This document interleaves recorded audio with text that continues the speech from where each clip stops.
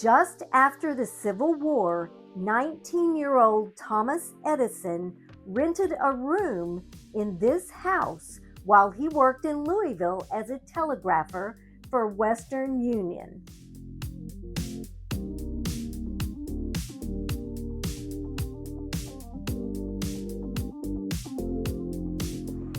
Hey guys, today we're at the Thomas Edison house in Louisville, Kentucky. We're going to go in and take a look around, and we're going to take you guys along with us. We're frozen because we walked blocks and it's so cold outside. Brr, I got a short sleeve shirt on.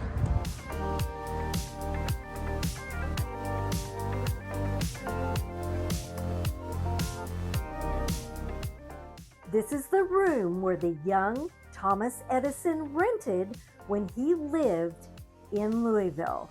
It was just a small room with a table, a bed. There was an outhouse out back for his bathroom, and he had the use of a kitchen in the back as well.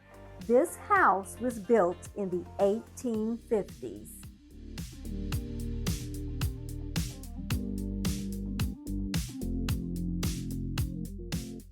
This house also serves now as a museum where we can see various inventions. This guy was a genius.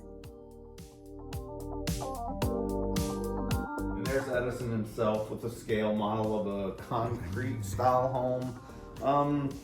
He hoped it would be a new form of affordable housing. It doesn't turn out to be a big hit, but Edison does develop lots of concrete. New York City delivering bread. What's interesting about this is the banner on these trucks say Edison batteries. These are electric, but it's certainly a picture we might look on a little bit differently down the line as we have more and more electric vehicles today. Dot and dash.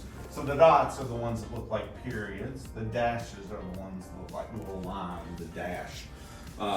And the way this device worked was, of course, these two units are in one little room here, but ideally one would be in another city. So for instance, if you're doing the letter U, 2 dots and 1 dash, it sounds like this. And that's a U. Thomas Edison used a telegraph machine like this when he worked for the Western Union. They had this little guy tap out his name, and we tried to figure it out by looking at the code.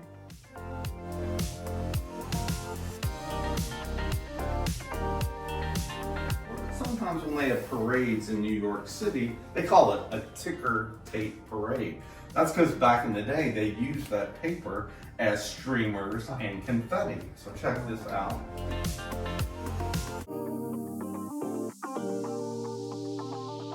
Devices here, all these on the top shelf. And Edison comes up with an idea or the way to record audio on cylinders, later on called wax cylinders. And these are basically records. So when I hand this to you, you can see the name of the song is here. With your fingernail, you can kind of rub on this and feel it's kind of rough because there's a groove going round and round that. And that groove is where this needle of this cylinder phonograph is going to play. So I'll let you handle these. You won't hurt them.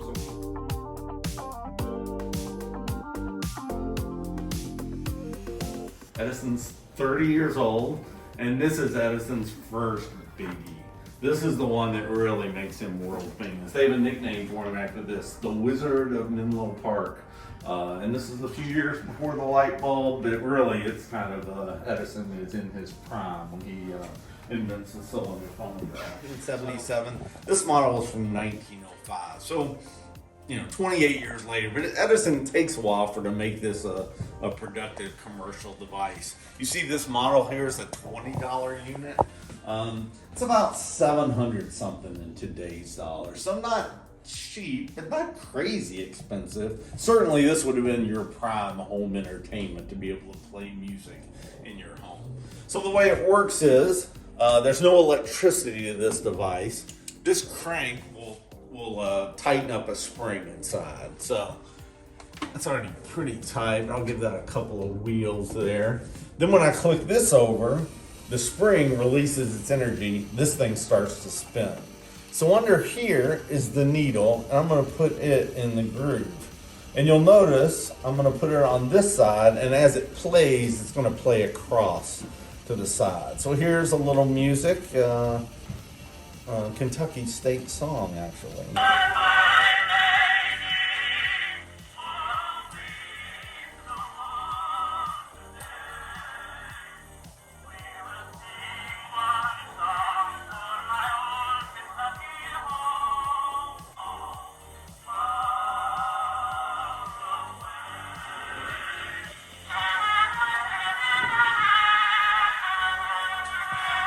Your record would come in. And if you got like your 6 favorite songs, you can just like go out on the town and like the coolest.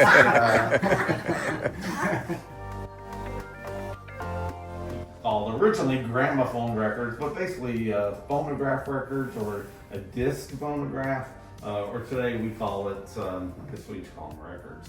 But this is what that looked like back then. So instead of playing it in that shape, you play it in this shape, much the same way. The benefits are more music. You get about 5 minutes per side, so 10 minutes of music. Maybe more, even more importantly, is because this is flat, you can press a record out much more quickly. That was kind of tricky to make a copy of that. You had to make a mold and a duplicate. As a matter of fact, early on, they would just have them sing another song.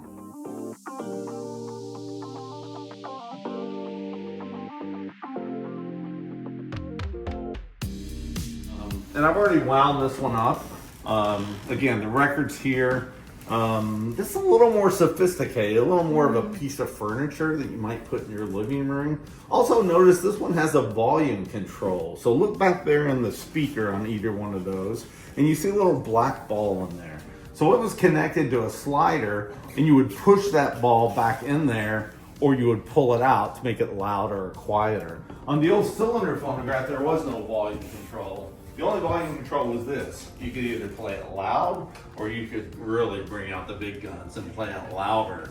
So that was about it. With this, you couldn't really do anything with it except, as they say, put a sock in it.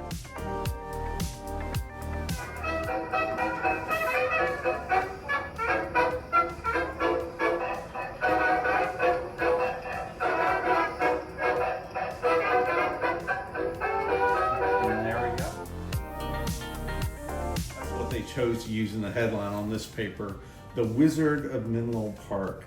Dying at age 84 for back then was a good long life. The average male life expectancy was 60 in the US at that point. But he was a lot focused on work for sure throughout his career. Now you'll notice this is a busy news cycle. Even way down the road here in 2025, there's some noteworthy news going on. So Al Capone, the Chicago mobster, convicted of tax evasion, long sought by the feds how they could convict him of some crime, and that's what they finally do. Of course, this is October 1931, so October 1929, just 2 years early, is the Black Thursday and the stock market crash. So still, we're in the grips of the Great Depression, lots of people looking for work, other concerns about the finances and economics in the U.S.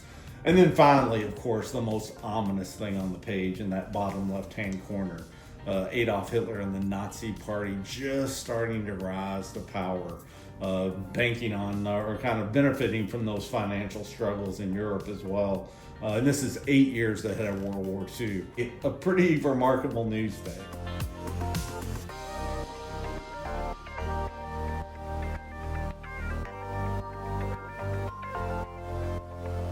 Again, these are from the first half of the 20th century. Eventually, magnetic tape recording kind of takes these over, and this is no more a thing. But for a while, Edison's business phonograph and Ediphone do well.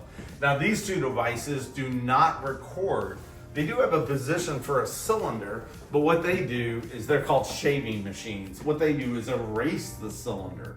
So, if I wanted to have a recording made, but then I was done with it, I would put it over here, and this would shave off the top level of the surface. So it would be completely smooth.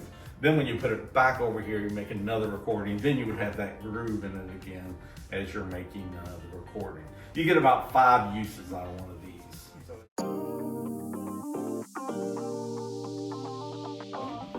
Yeah, do you see that movie in there?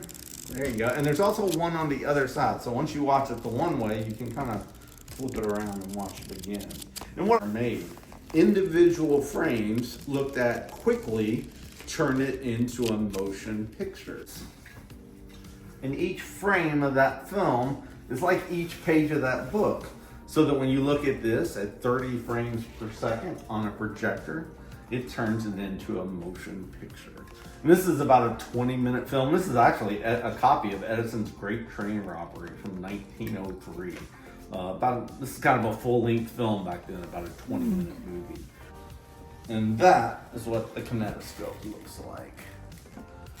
So this device, you put a coin in this machine, you look down through those eye holes. If we could kind of peel the side of this away, you would see 2 film reels, some type of light source, and as the film goes across that light, he's watching a movie. And when I say movie here, this is probably more of a short clip, probably something with some action or whatever, because this is going to be a silent film all the way till 1927. Movies are silent. But Edison develops this device, again, called the kinetoscope, but popularly known as the Nickelodeon, because it cost a nickel to watch. And this is what kind of the page of the patent looked like that you would turn into the patent office. You would sign it, have all the documents of how you made it, the size, and all that stuff. So that is a patent of his camera there. So this projecting kinetoscope, again from 1897, somebody kind of Frankenstein this beast together and put it on this platform for us. It's not exactly as it is, but it kind of shows you all the elements. So you have the controllers here, you have the light source here. Up front, you have lenses that focus up on the movie screen, would be this direction. And then this whole gearing apparatus, it does the heavy lifting. What it's doing is getting the film from the top film reel, which would be a circular film, kind of like that. You would thread the film through here. Thomas Edison held over 1,000 patents in his lifetime. He had a brilliant inventing mind.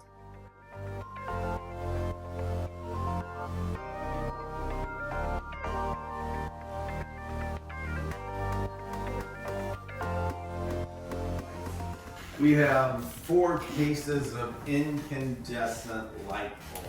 There you go. So that's an incandescent lamp, kind of an example we're going to talk about.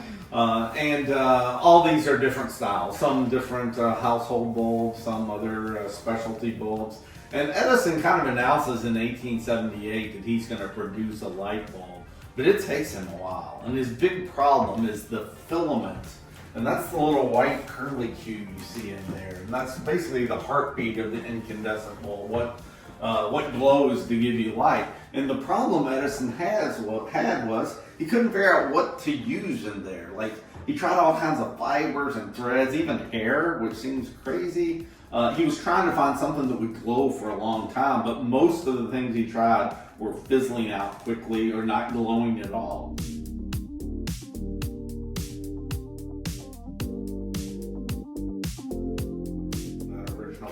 You see what those carbon bulbs did though? They would literally burn black because that carbon would burn off.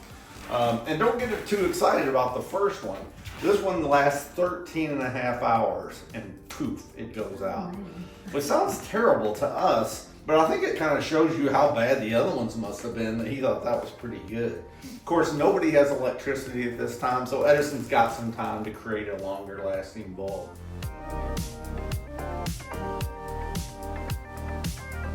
Look at this poster here, because Louisville in 1883 gives Edison a place to show off his light bulb, and that's called the Southern Exposition. So this is building, huge building. Some people say one of the largest all wooden buildings ever built anywhere in the world. It's a temporary structure built just for this event, about 3 miles southwest of us. And what this event is kind of a version of the World's Fair, where you would show off all the latest and greatest agricultural and technological innovations. So We build this building for this event. Edison comes down here. He adds these two little buildings, basically generators or power stations, because throughout this complex, Edison puts 5,000 light bulbs. The largest display of public lighting anywhere in the world to this time. So Louisville really becomes kind of the focal point of electric lighting. It's a big deal. President Chester Arthur comes and opens this event. Edison's there making sure all the light bulbs are screwed in tight and everything's working well. And millions of people come to this thing over the next 5 years. And really, again, for Louisville, it is a big moment. You know, Louisville's just 18 years past the Civil War. Most of the innovations going on in the Northeast, Boston and New York and Philadelphia. So for Louisville to get to host this event is a huge feather in the city's cap. This was such an interesting museum. We highly recommend it.